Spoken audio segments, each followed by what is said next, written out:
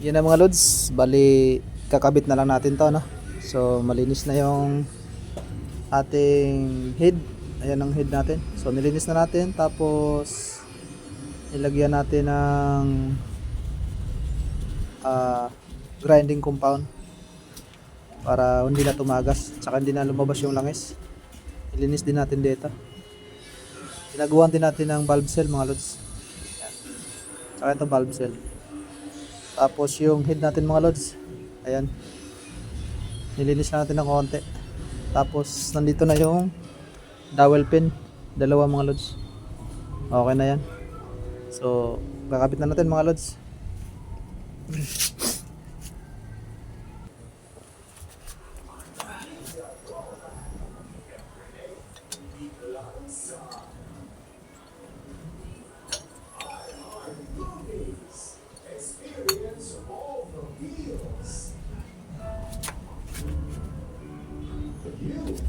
Yan po mga lods, naikabit na natin yung ano, no, block. Tapos timing na natin, naka top lead siya mga lods. Timing dito, top lead dito. Ito yung ikutan natin mga lods. 19 po ito mga, 17 mga lods, ano. So kabit natin yung guide ng timing chain, saka ito mga lods. Ayan, kabit na natin mga lods yung cylinder block.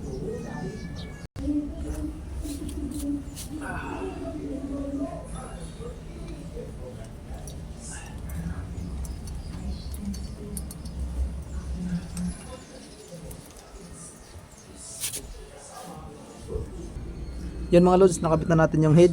Kakabit na natin timing chain, ano, tapos tensioner, ayos na yan. Okay.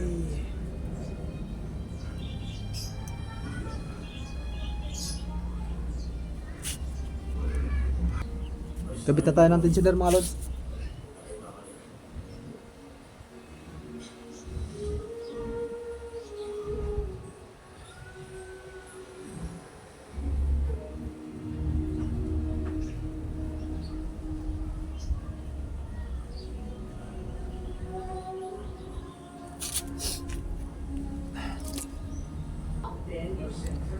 Make sure mga lods, pag nag-higpit tayo ng timing chain, ano, dapat nagpe-play pa rin pa.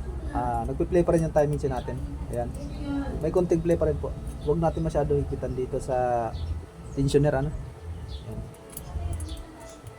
Kasi pagka masyado natin higpitan yan mga lods, ang sisiraan yung tensioner, tapos yung guide. Ayan, lods. Higpitan na natin.